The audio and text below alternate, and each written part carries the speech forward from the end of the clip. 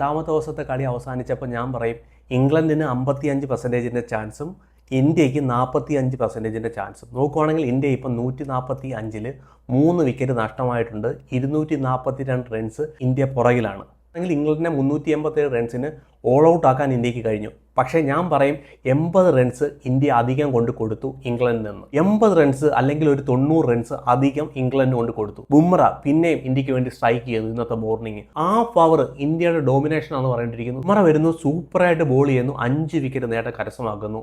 13ാമത്തെ തവണയാണ് ബുംറ ഇന്ത്യക്ക് വേണ്ടി 5 വിക്കറ്റ് കരസ്ഥമാക്കുന്നത്. 13ാമത്തെ തവണ. ടീമിൽ ഇടം കിട്ടാൻ വേണ്ടി സ്ട്രഗിൾ ചെയ്തുകൊണ്ടിരുന്ന ബെൻ സ്റ്റോക്കിനെ അവിടെ പറഞ്ഞു വിടുന്നു. 104 റൺസ് കണ്ടെത്തിയിരിക്കുന്ന റൂട്ടിനെ അവിടെ പറഞ്ഞു വിടുന്നു. പിന്നെ ക്രിസ് വോക്സ്, ഇന്ത്യക്ക് എപ്പോഴും പണിയേരുന്ന ഒരു പ്ലെയറാണ് ക്രിസ് വോക്സ്. ബാറ്റിങ്ങിലൂടെ എപ്പോഴും നമുക്കറിയാം ടേല് ഇന്ത്യക്ക് എന്നും ഒരു പണിയാണ്.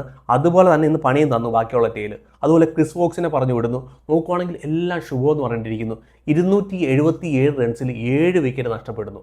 അടുത്ത ഓവർ സിറാജ് എറിയാൻ വരുന്നു. ദാണ്ടെ ക്യാച്ച് കൊണ്ട് കളയുന്നു സ്മിത്തിൻ്റെ. 5 റൺസ് എടുത്ത് നിൽക്കുമ്പോഴാണ് സ്മിത്തിൻ്റെ ക്യാച്ച് കൊണ്ട് കളയുന്നത്. കേവലം 5 റൺസ്. സ്മിത്ത് എന്ന് പറഞ്ഞാൽ നമുക്ക് സത്യം പറഞ്ഞാൽ ഓസ്ട്രേലിയയുടെ ഹെഡേക്ക് ഉണ്ടല്ലോ, ട്രാവസ് ഹെഡ്, അതുപോലാണ് ഇംഗ്ലണ്ടിൻ്റെ സ്മിത്തിൻ്റെ ഒരു പെർഫോമൻസ്. ഇന്ത്യക്കെതിരെ സൂപ്പർ പെർഫോമൻസ് എന്ന് പറഞ്ഞിരിക്കുന്നു. ഏറ്റവും കുറഞ്ഞ സ്കോർ 40. എന്നാൽ ഇന്ന് 5 റൺസ് നമുക്ക് കിട്ടിയതാണ്. രാഹുൽ ഒരു സൂപ്പർ ക്യാച്ച് രാഹുൽ കൊണ്ട് കളഞ്ഞു എന്ന് പറഞ്ഞിരിക്കുന്നു. അവിടുന്ന് കളിയെ കംപ്ലീറ്റ് തിരിഞ്ഞു എന്ന് പറഞ്ഞിരിക്കുന്നു.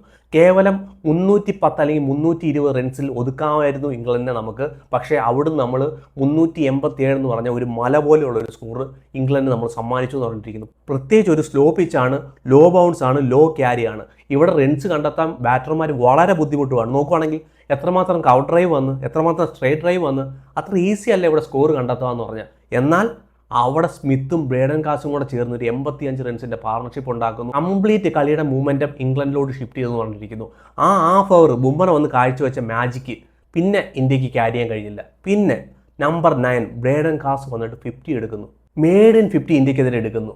സത്യം പറഞ്ഞാൽ ടേലെന്ന് പറഞ്ഞാൽ എപ്പോഴും ഇന്ത്യക്ക് പണിയാണ്. ഇന്ത്യക്ക് ഹാരി ബ്രോക്ക് നമ്പർ 1 ബാറ്ററാണ് ടെസ്റ്റിലെ. വിക്കറ്റ് എടുക്കാൻ ഒരു കുഴപ്പമില്ല. റൂട്ടിൻ്റെ വിക്കറ്റ് എടുക്കാൻ ഇന്ത്യക്ക് ഒരു കുഴപ്പമില്ല. ടോപ്പ് ഓർഡറിൻ്റെ വിക്കറ്റ് എടുക്കാൻ ഇന്ത്യക്ക് ഒരു കുഴപ്പമില്ല. ടേല് വന്ന് ബാറ്റ് ചെയ്യാൻ തുടങ്ങിക്കഴിഞ്ഞാൽ ഇന്ത്യയുടെ ബോളർമാരുടെ മുട്ടിടിക്കാൻ തുടങ്ങും, വിക്കറ്റ് എടുക്കാൻ പറ്റത്തില്ല. സ്മിത്തും ബ്രേഡൻ കാസും കൂടെ ചേർന്ന് ഒരു പാർട്ണർഷിപ്പ് ഡെവലപ്പായി ഗില്ലിൻ്റെ കംപ്ലീറ്റ് കിളി പോയെന്ന് പറഞ്ഞിരിക്കുന്നു. ഗില്ല് നോക്കുമെങ്കിൽ ഫീൽഡ് പൊട്ടിക്കാൻ തുടങ്ങി. ഓക്കെ റണ്ണ് വരുന്നു, ആണ്ട ഫീൽഡർമാരെ ഇറക്കുന്നു, ഫീൽഡിനെ ഫുള്ള് പൊട്ടിച്ചു. പിന്നെ അമ്പയറുമായിട്ടുള്ള അടി, ഡൂക്സ് ബോൾ. സത്യം പറഞ്ഞാൽ ഡൂക്സ് ബോൾ ഇന്ത്യക്ക് ഒരു തലവേദന എന്ന് പറഞ്ഞിരിക്കുന്നു. ഇതെന്തൊരു ബോളാന്ന് ഒരു പിടിയും കിട്ടുന്നില്ല കേട്ടോ. സത്യം പറഞ്ഞാൽ സ്റ്റുവർട്ട് ബോർഡ് സത്യം പറഞ്ഞാൽ അടപ്പിക്കുന്ന മറുപടിയാണ് ഡൂക്സ് ബോളിൻ്റെ ഇന്ന് കൊടുത്തത്. സൂപ്പർ മറുപടിയാണ് ഡൂക്സ് ബോളിന് കൊടുക്കുന്നു. 10 ഓവർ എറിഞ്ഞതേ ഉള്ളൂ. പുതിയ ബോളാണ്. ഡൂക്സ് ബോളിൻ്റെ ഷേപ്പേ കംപ്ലീറ്റ് മാറി. ഷൈനിങ് കിട്ടുന്നില്ല, ഒന്നും കിട്ടുന്നില്ല. വെറുമില്ല പാട്ട ബോളെന്ന് പറഞ്ഞിരിക്കുന്നു. ഇംഗ്ലണ്ടിന് വേണ്ടി മാത്രം ഉണ്ടാക്കിയ ഒരു ബോളായിട്ട് മാറിയിരിക്കുകയാണ് ഈ ഡൂക്സ് ബോൾ. ഒരു 70 ഓവർ പോലും എറിയാൻ പറ്റുന്നില്ല പുതിയ ബോളിൽ. 40 ഓവർ അല്ലെങ്കിൽ 30 ഓവർ അല്ലെങ്കിൽ 10 ഓവർ. ഇന്ന് നോക്കുമ്പോൾ 10 ഓവർ എറിഞ്ഞപ്പോഴത്തേന് അതിൻ്റെ ഷേപ്പും പോയി, അതിൻ്റെ ഷൈനിങ്ങും പോയി എന്ന് പറഞ്ഞിട്ട് അത്രയ്ക്ക് വേസ്റ്റ് ബോളെന്ന് പറഞ്ഞിരിക്കുന്നു. അവിടെ ഗില്ല് നോക്കുമെങ്കിൽ അമ്പയർമാരോട്ട് അടി ഉണ്ടാക്കാൻ പോകുന്നു, അവിടെ ബോൾ മാറ്റിയെടുക്കുന്നു. ഒരു പ്രഷറിൽ സത്യം പറഞ്ഞ ഫീൽഡ് പൊട്ടിച്ചു. കംപ്ലീറ്റ് മൂവ്മെൻറ്റും ഇന്ത്യയുടെ കയ്യിൽ നിന്ന് തിരിഞ്ഞു പോയി എന്ന് പറഞ്ഞിരിക്കുന്നു. അതുപോലത്തെ ഒരു slow pitch, slow carry, slow bounce വരുന്ന ഒരു പിച്ചിൽ ഇന്ത്യ കളി ഇംഗ്ലണ്ടിൻ്റെ കയ്യിലോട്ട് കൊണ്ട് കൊടുക്കുന്ന ഒരു പെർഫോമൻസ് ആണ് ഇന്ന് കാഴ്ചവെച്ചത്. സിറാജ് നോക്കുവാണെങ്കിൽ നല്ലപോലെ ബോൾ ചെയ്തു, സൂപ്പറായിട്ട് ബോൾ ചെയ്തു. പക്ഷേ അൺലക്കി എന്ന് പറഞ്ഞിട്ടിരിക്കുന്നു. ഒന്നാമത്തെ ടെസ്റ്റിൽ എന്താണോ സംഭവിച്ചത് അത് തന്നെയാണ് സിറാജിനെതിരെ അൺലക്കി ആയിപ്പോയി. ആ ക്യാച്ച് കൊണ്ട് കളഞ്ഞപ്പോഴത്തേന് സത്യം പറഞ്ഞാൽ സിറാജിൻ്റെ കിളിയും സത്യം പറഞ്ഞാൽ പോയി. സിറാജിൻ്റെ ഹൃദം കംപ്ലീറ്റ് പൊട്ടിപ്പോയി എന്ന് പറഞ്ഞിരിക്കുന്നു. ഇവിടെ സ്മിത്തിൻ്റെ വിക്കറ്റ് എടുക്കാൻ എന്തായാലും സിറാജിനായി. അല്ലെങ്കിൽ ആ സ്കോർ 450 മേലോട്ട് സ്മിത്ത് കൊണ്ടുപോയനെ. അവിടെ ബ്രേഡൻ കാസുമായിട്ട് ഇന്ന് ഒരു വലിയ പാർട്ണർഷിപ്പ് അവിടെ ഉണ്ടാക്കിയതിനെ. ഇന്നത്തെ ദിവസം കൊണ്ട് തന്നെ കളി കംപ്ലീറ്റ് മാറിപ്പോയെന്ന് പറഞ്ഞിരിക്കുന്നു. സിറാജ് നോക്കുകയാണെങ്കിൽ സൂപ്പറായിട്ട് ബോൾ ചെയ്തു. പിന്നെ ബുംറ വന്ന് സൂപ്പർ പെർഫോമൻസ് കാഴ്ചവെക്കുന്നു. പിന്നെയും വന്ന് 5 വിക്കറ്റിൻ്റെ നേട്ടം കരസ്ഥമാകുന്നു. പിന്നെ ഇന്ത്യയുടെ ബാറ്റിങ്ങിലോട്ട് വരുവാണെങ്കിൽ ജസ്വാൾ പറയുക, 1.5 ദിവസം വെയിലത്ത് നിന്ന് എനിക്ക് അധികം നേരവും നിൽക്കാൻ വയ്യ, ഞാൻ വേഗത്തിൽ കളിക്കാൻ പോവുക, 2020 സ്റ്റൈലിൽ കളിച്ച് ഞാൻ വിക്കറ്റ് കൊണ്ട് കളയാൻ പോവുക. ജോഫ് ആർച്ചർ ഒരു കംബാക്ക് ചെയ്യുക, 4 വർഷത്തിന് ശേഷം കംബാക്ക് ചെയ്യുന്നു. ജോഫ് ആർച്ചറിന് കൊണ്ട് വിക്കറ്റ് കൊടുത്തു എന്ന് പറഞ്ഞിരിക്കുന്നു. എങ്ങനെങ്കിലും ആ വെയിലത്ത് നിന്ന് കയറി ആ ഡ്രസ്സിംഗ് റൂമിൽ പോയിരിക്കണമായിരുന്നു. ജസ്വാളിൻ്റെ വിക്കറ്റ് കൊണ്ട് കളഞ്ഞു എന്ന് പറഞ്ഞിരിക്കുന്നു. പിന്നെ Karun Nair, dear cricketer give me chance കിട്ടുന്നുണ്ട്, റണ്ണിനെ കൺവേർട്ട് ചെയ്യാൻ കഴിയുന്നില്ല. ഇന്ന് നോക്കുവാണെങ്കിൽ സൂപ്പറായിട്ട് കളിച്ചു. ആ ഒരു വിക്കറ്റിൻ്റെ വാല്യൂ, നമ്പർ 3യുടെ വിക്കറ്റിൻ്റെ വാല്യൂ എന്ന് പറഞ്ഞാൽ ഒരു ഇമ്പോർട്ടൻ്റ് ആണ്. പക്ഷേ എന്താണ്, ടെക്നിക്കൽ എററാണോ? സ്ട്രേറ്റ് ഡ്രൈവ് കളിക്കേണ്ട ബോൾ കവർ ഡ്രൈവ് കളിക്കാൻ പോവുകയാണോ? അതോ കവർ ഡ്രൈവ് കളിക്കേണ്ട ബോൾ സ്ട്രേറ്റ് ഡ്രൈവ് കളിക്കാൻ പോവുകയാണോ? എന്താണ് ആ ടെക്നിക്കൽ എറർ എന്നുള്ളത് കരുണു നായർ തന്നെ കണ്ടെത്തുക. സൂപ്പർ ക്യാച്ച് എന്ന് പറഞ്ഞിരിക്കുന്നു ജോസ് റൂട്ട് പിടിച്ചത്. അത് ഇടത്തെ കൈ കൊണ്ട് പിടിച്ച ഒരു ക്യാച്ച്, സൂപ്പർ ക്യാച്ച് എന്ന് പറഞ്ഞിരിക്കുന്നു. പക്ഷേ കരുൺ നായർ പിന്നെയും നിരാശപ്പെടുത്തുന്ന ഒരു സ്കോറിനെ കൺവേർട്ട് ചെയ്യാൻ കഴിയുന്നില്ല. സായി സുദർശൻ ഒരു കളിയിൽ കളിച്ചിട്ട് പുറത്തിരിക്കുകയാണ്.